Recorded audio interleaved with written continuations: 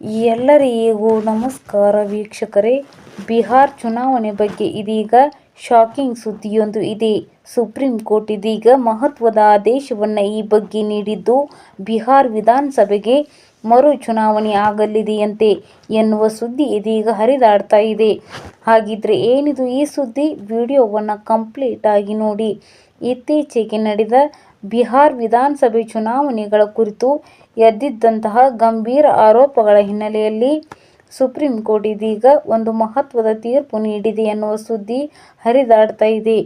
ಮುಖ್ಯ ನ್ಯಾಯಮೂರ್ತಿಗಳ ನೇತೃತ್ವದ ಪೀಠವು ಚುನಾವಣಾ ಪ್ರಕ್ರಿಯೆಯಲ್ಲಿ ಇದೀಗ ಇವಿಎಂ ಹ್ಯಾಕಿಂಗ್ ಮತ್ತು ವೋಟ್ ಚೋರಿ ಕುರಿತು ಬಂದ ದೂರುಗಳ ಸತ್ಯಾಸತ್ಯತೆಯನ್ನು ಪರಿಗಣಿಸಿ ರಾಜ್ಯಾದ್ಯಂತ ತಕ್ಷಣವೇ ಮರು ಚುನಾವಣೆಯನ್ನು ನಡೆಸಲು ಆದೇಶ ನೀಡಿದೆ.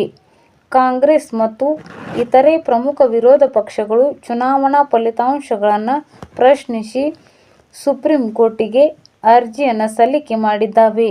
ಇದು ಪ್ರಜಾಪ್ರಭುತ್ವದ ಮೌಲ್ಯಗಳನ್ನು ಎತ್ತಿ ಹಿಡಿಯುವ ನಿಟ್ಟಿನಲ್ಲಿ ಪ್ರಮುಖ ತಿರುವು ಅಂತ ಹೇಳಿ ವಿರೋಧ ಪಕ್ಷದ ನಾಯಕರು ವರ್ಣಿಸುತ್ತಾರೆ. ನ್ಯಾಯಾಲಯದ ಆದೇಶದ ಪ್ರಕಾರ ಬಿಹಾರ್ ವಿಧಾನಸಭೆಗೆ ಮರು ಚುನಾವಣೆಯನ್ನು ಭದ್ರತಾ ಕ್ರಮಗಳನ್ನು ಒಳಪಡಿಸಲು ಮತ್ತು ಪಾರದರ್ಶಕತೆಯನ್ನು ಖಚಿತಪಡಿಸಿಕೊಳ್ಳಲು 2030ರಲ್ಲಿ ಚುನಾವಣೆ ನಡೆಸಲಾಗ್ತಾ ಇದೆಯಂತೆ. ಸೊ ಇದೀಗ ಒಂದು ದೀರ್ಘಾವಧಿಯ ಗಡುವಿನ ಬಗ್ಗೆ ರಾಜಕೀಯ ವಲಯದಲ್ಲಿ ತೀವ್ರ ಚರ್ಚೆಗಳು ನಡೀತಾ ಇವೆ. ಆಡಳಿತ ಪಕ್ಷವು ಈ ತೀರ್ಪಿನ ಬಗ್ಗೆ ಆಳವಾದ ಅಸಮ್ಮತಿ ವ್ಯಕ್ತಪಡಿಸಿದೆ ಮತ್ತು ಇದನ್ನು ಪ್ರಜಾಸತ್ತಾತ್ಮಕ ಆದೇಶದ ಮೇಲೆ ನಡೆದ ದಾಳಿ ಅಂತ ಹೇಳಿದ್ದಾರೆ. ಮತ್ತೊಂದೆಡೆ ವಿರೋಧ ಪಕ್ಷಗಳು ಈ ತೀರ್ಪನ್ನು ಸತ್ಯಕ್ಕೆ ಮತ್ತು ನ್ಯಾಯಕ್ಕೆ ಸಿಕ್ಕ ಜಯ ಅಂತ ಹೇಳಿ ಸ್ವಾಗತಿಸಿವೆ.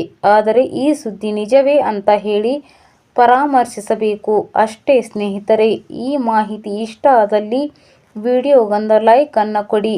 ಅದೇ ರೀತಿ ಮತ್ತಷ್ಟು ಅಪ್ಡೇಟ್ಗಾಗಿ ನಮ್ಮ ಚಾನಲನ್ನು ನೀವು ಸಬ್ಸ್ಕ್ರೈಬ್ ಮಾಡ್ಕೊಳ್ಳಿ.